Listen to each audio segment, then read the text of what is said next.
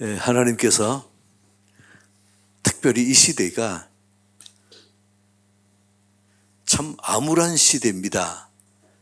그러면서도 은혜의 시대입니다.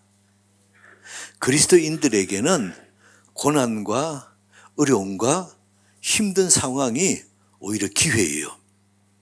하나님의 은혜를 회복할 수 있는 기회입니다.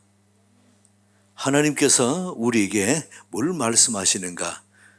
참으로 장로님이 기도하셨습니다마는 모든 사람이 마스크를 쓰고 다니는 이러한 시대가 언제 있었어요? 이러할 때에 하나님께서 우리에게 무엇을 말씀하시는가? 이사야 6장은 특별히 이사야 선지자가 하나님께 부름을 받는 소명장입니다. 그래서 이걸 살펴보면서 오늘 우리에게 주시는 성령의 음성을 듣기 원합니다. 1절 보세요. 우시야 왕이 죽던 해에, 우시야 왕은 이사야 선지자와 친척이며 가까운 친구처럼 지내는 아주 가까운 사람이었어요. 근데 왕이 죽었습니다. 여러분이 내가 사랑하는 사람이 떠나고 고난이 오고 고통이 오고 눈물이 오고 답답할 그때에 하나님이 만나주시는 겁니다. 슬프고 힘들 때 하나님이 만나주세요. 이사야 선지자가 오늘 1절에 보세요. 우시야 왕이 죽던 해에 얼마나 낙심이 되고 외로웠을까요? 이때에 내가 본즉 주께서 높이 들린 보좌에 앉으셨는데 그의 옷자락은 성전에 가득하였고, 하나님께서 이사야 선지자를 만나주시는 이런 장면입니다. 하나님이 만나주시면 얼마나 좋겠습니까? 근데 오히려 5절에 보세요. 화로다 나여 망하게 되었도다. 나는 입술이 부정한 사람이요, 나는 입술이 부정한 백성 중에 거하면서 만군의 여호와신 왕을 배웠습니다. 내가 부정한 상태 속에서 하나님을 배웠습니다. 좋은 것이 아니고 오히려 이사야 선지자는 나는 망하게 되었다는 거예요. 왜 그렇습니까? 여러분, 구약에서 내가 죄사함을 받지 못한 상태에서 하나님 만나면 그 자리에서 죽습니다. 지금 이사야 선지자가 그런 거예요. 그럼 그렇게 질문할 수 있습니다. 그러면 구약의 모세는 하나님을 만나서 친구처럼 이렇게 얘기를 하고 나누었지 않느냐? 예, 모세는 예수 그리스도의 그림자입니다. 그래서 예수님처럼 하나님과 대면해서 얘기 나누는 이러한 모습입니다. 그런데 예수님이 이 땅에 오시고 십자가에 죽으시고 우리 죄를 대신해서 돌아가셨어요. 곧 우리 죄를 담당하시고 돌아가셨어요. 그런 은혜를 받은 우리는 어때요? 우리는 예수님을 당당하게 볼 수 있고 하나님 보좌에 나갈 수 있고 성령 하나님과 함께 동행하며 살 수 있는 이 은혜 주셨습니다. 자, 5절 우리 다시 한번 합독합니다. 5절 시작. 그때에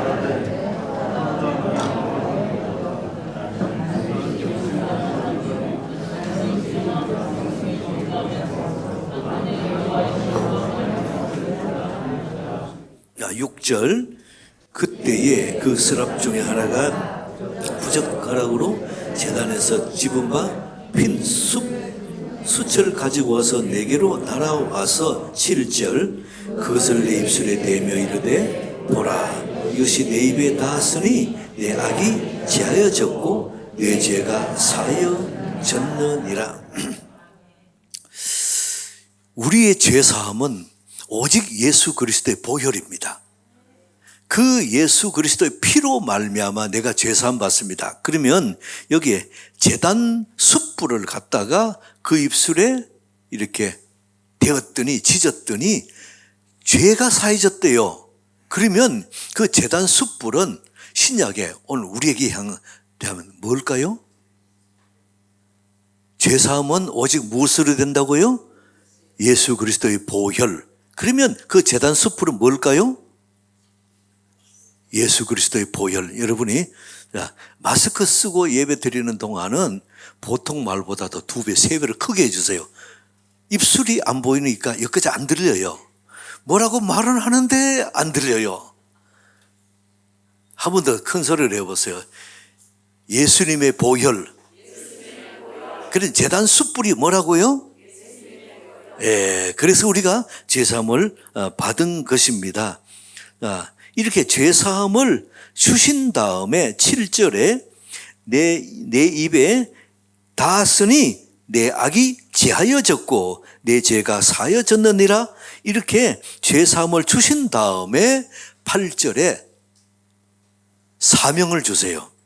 자, 8절 합독합니다. 시작.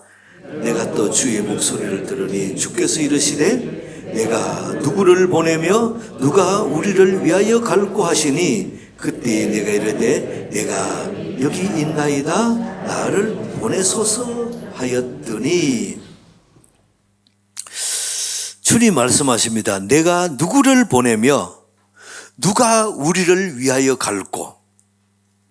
그때에 이사야가 뭐라고 답변합니까?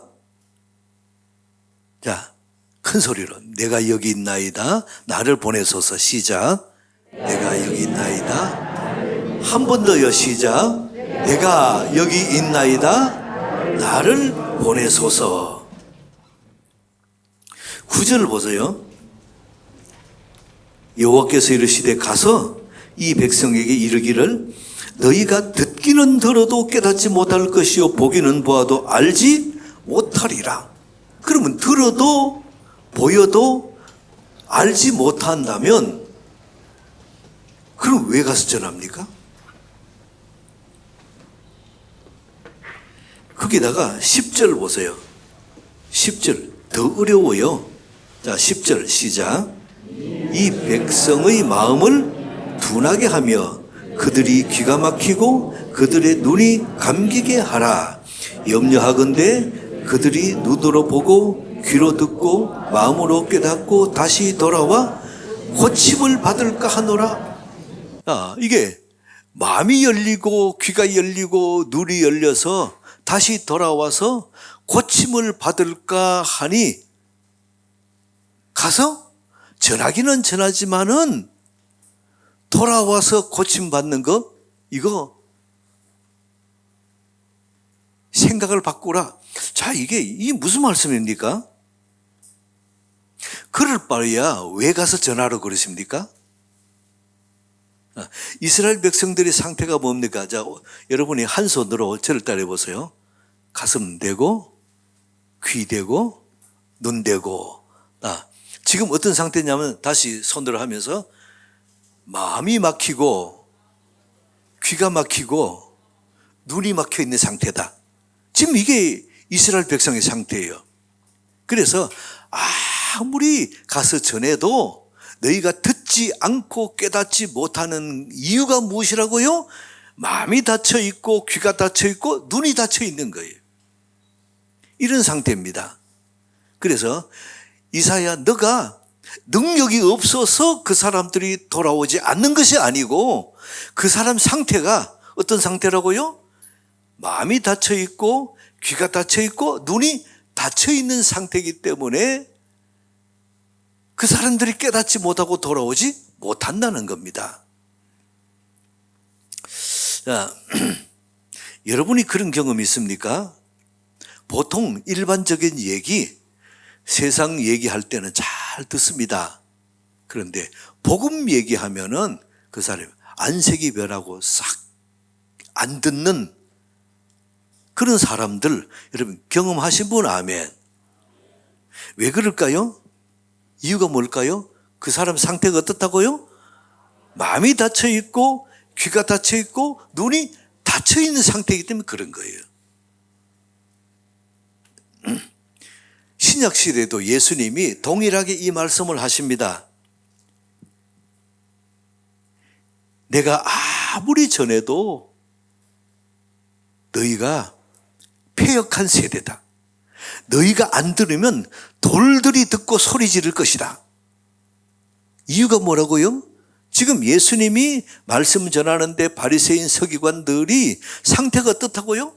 마음이 닫혀 있고 귀가 닫혀 있고 눈이 닫혀 있는 상태니까 아무리 하나님이 이 땅에 오셨는데 그분이 말씀을 전해도 안 들어요. 깨닫지를 못하는 거죠. 이스라엘 백성 보세요. 자기가 하나님의 아들이고 자기들이 선민이라 그러면서도 그분이 하나님이신 예수님이 이 땅에 오셔서 말씀을 전하는데 어때요? 그 사람 상태가 어떻다고요? 마음이 닫혀 있고 귀가 닫혀 있고 눈이 닫혀 있는 상태니까 오히려 반발하고 그 예수님을 잡아다가 십자가에 못 박아 죽여버리잖아요. 지금 우리에게도 이러한 위기에 와 있습니다. 어느 때보다도 우리가 나가서 나 교회 다닌다 그러면 사람들이 이상한 눈을 쳐다보고 이렇게 거부를 해요. 직장 다니는 사람들 월요일 날 직장에 갔는데 어제 주일날 교회 왔다 그러면 이상하게 혹시 코로나 전염자가 아닌가? 아니 이렇게 그래서 예수 믿는다 그러면 더 피하는 거죠. 어느 시대에 이런 적이 있습니까? 어느 때보다도 지금 이러한 시대입니다. 이럴 때에 여러분은 어떻습니까? 자, 한번 여러분 묻겠습니다. 예수님이 하나님이신 것이 들리시면 아멘. 한 번 죽는 것은 누구에게나 당연한 것이고 그 후에는 심판이 있다는 것 들리시면 아멘. 예수 믿는 저와 여러분은 예수님이 십자가 보혈로 죄 사해 주시고 그 하나님의 심판에서 면제되었음이 들리시면 아멘. 여러분들은 상태가 어떻다고요? 마음이 열리고 귀가 열리고 눈이 열린 상태예요. 이게 얼마나 큰 은혜요 기적입니까? 이런 은혜를 받으셨으면 아멘. 이것이 우리의 상태입니다. 여러분이 모든 사람이 이 복음이 들리는 거 아닙니다.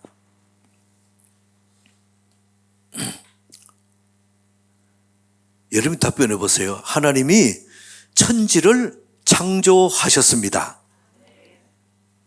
아멘 하신 분은 상태가 어떻다고요? 마음이 열리고 귀가 열리고 눈이 열린 사람이에요. 이 얼마나 감사합니까? 그래서 이렇게 오히려 10절 끝에 보면 이 사람들 상태가 이러니까 다시 돌아와서 고침받고 회복될까 두려우니까 너 조심하라. 여러분이 이게 무슨 말씀입니까? 하나님이 이사야에게 예방주사 주는 거예요. 너 가서 복음 전하는데 사람들이 하나님 말씀 안 들을 거다. 그거 너무 낙심하지 말라. 예방주사를 줘서 사람들이 가서 오히려 배척하고 사람들이 반발하고 귀를 막고 그럴 때에 당연하구나 받아들이라는 거예요.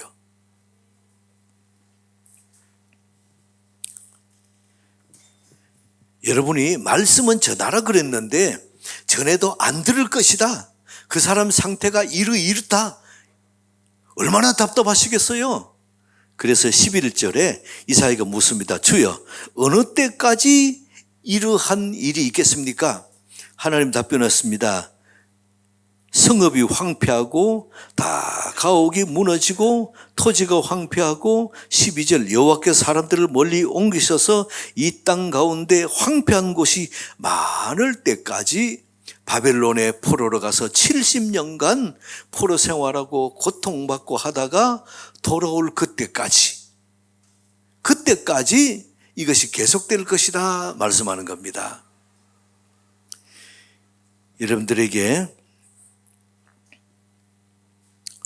축복합니다.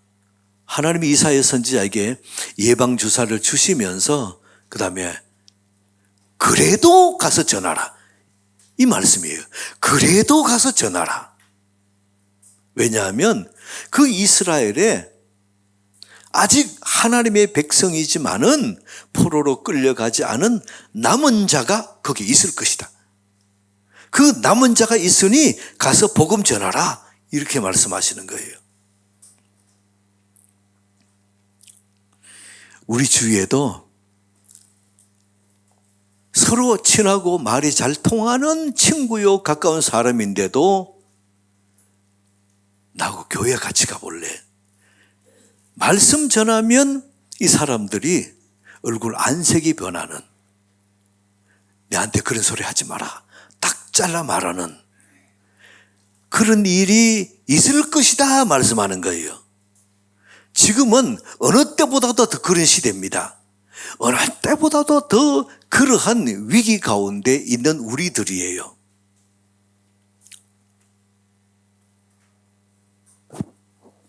그러면 하나님이 바벨론 70년 포로 생활을 거치고 나서 회복해 주시는 것처럼 하나님은 그 사람을 돌이키게 하기 위해서 어떻게 할까요?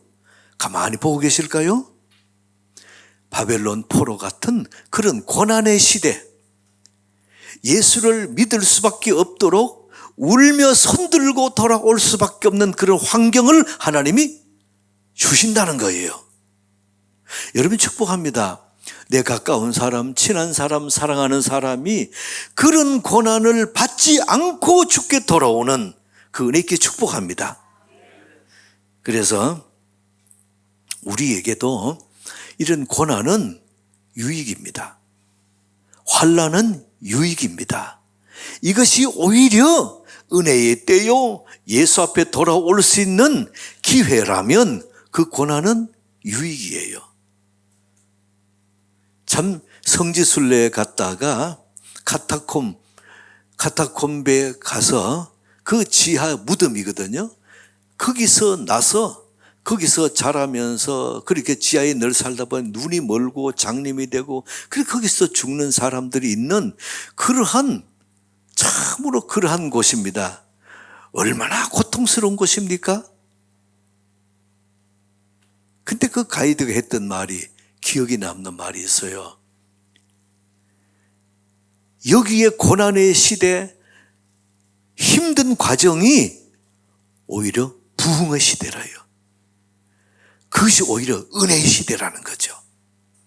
우리 인생에도 이런 고난의 시대, 어려움의 시대, 참으로 힘든 과정의 시대가 무슨 시대라고요? 은혜의 시대인 거예요. 우리 주님을 만나는 회복의 시대라는 거죠. 근데 여러분 축복합니다.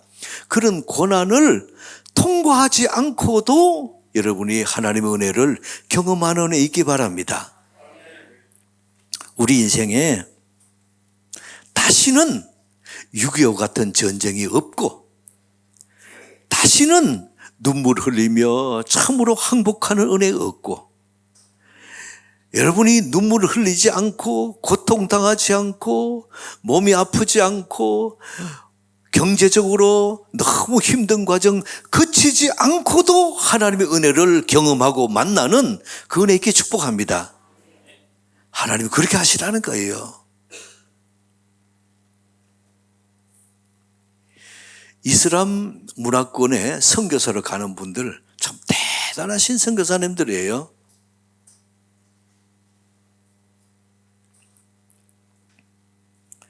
거기 있는 사람들은, 이슬람권에 있는 사람들은 여러분이 며칠 전에도 신문에 났었지요. 프랑스에 그게 모슬림 교도들이 그냥 여선생님을 목을 잘라서 이렇게 사람을 이렇게 죽이는,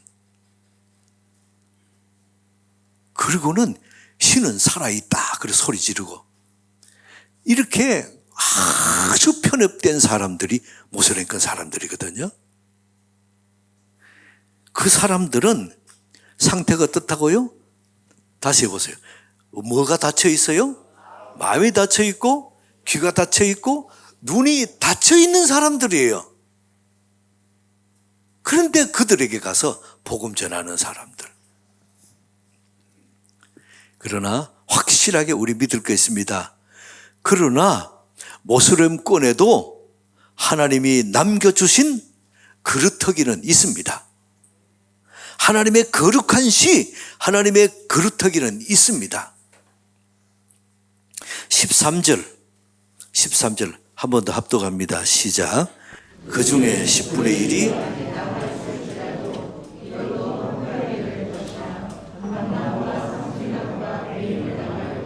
그 그루터기는 남아있는 것 같이 거룩한 씨가 이 땅에 그루터기는, 아멘.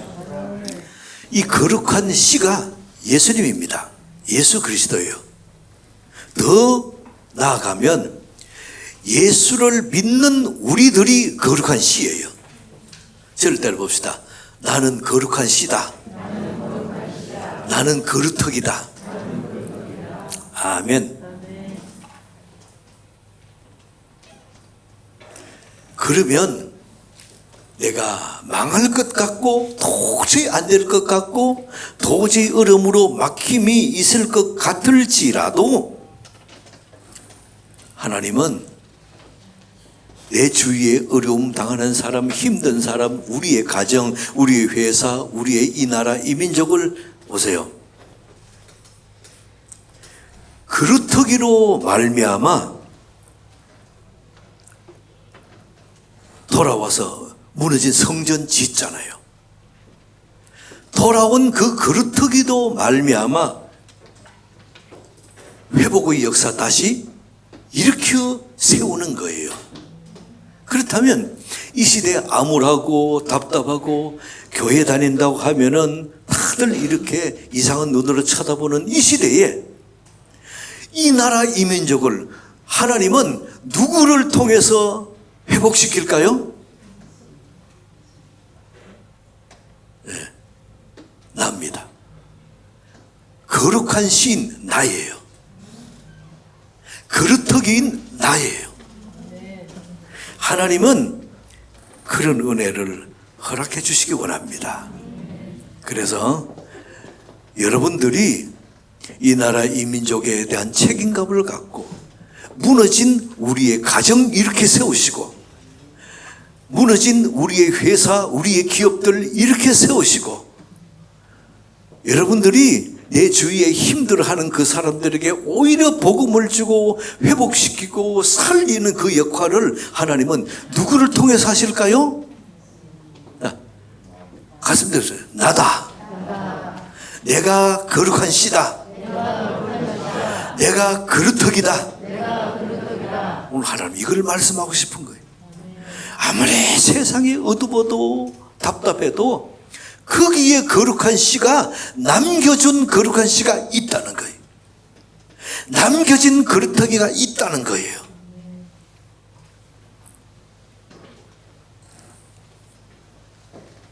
여러분들을 축복합니다. 여러분을 통해서 가정이 회복되기 바랍니다. 회사가 회복되기 바랍니다. 내 주위의 친척들이 회복되기 바랍니다. 이 나라 이 민족이 회복되기 바랍니다. 무엇이에요? 내가 거룩한 씨다. 내가 그루터기다. 그리고 하나님 만나는 이 예배에서 예배가 회복돼야 그런 은혜를 하나님이 부어주시는 겁니다. 그래서 여러분들이 내가 거룩한 씨다, 내가 그루터기다, 그리고는 예배 자리에 나와서 조그마한 은혜 가운데 예배드리고 힘있게 찬양하고 마음껏 주의 이름을 높이는 살아있는 예배 되시기를 축복합니다. 그래야 여러분들 사용하세요.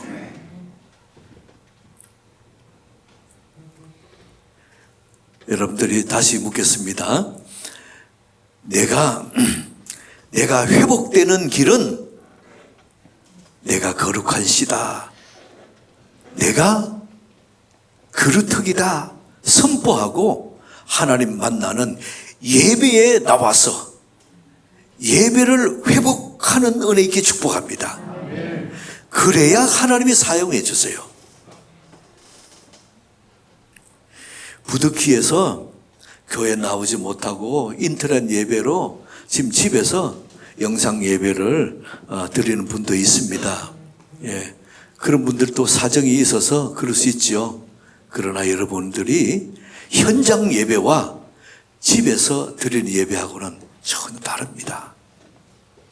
충만한 은혜를 받고 내가 예배를 회복하고 싶으면 현장 예배에 나오세요. 나와서 우리 하나님 앞에 큰 소리로 찬양하고 큰 소리로 예배 가운데 임하시는 성령의 임재를 경험하는 은혜 있게 축복합니다. 그래야 여러분들이 살아납니다. 살아나는 여러분을 통해서 여러분의 가정이 살아나고, 여러분의 직장이, 여러분의 회사가 살아나고, 내 주위의 사람들이 살아나고, 이 나라, 이 민족이 회복되는 거예요.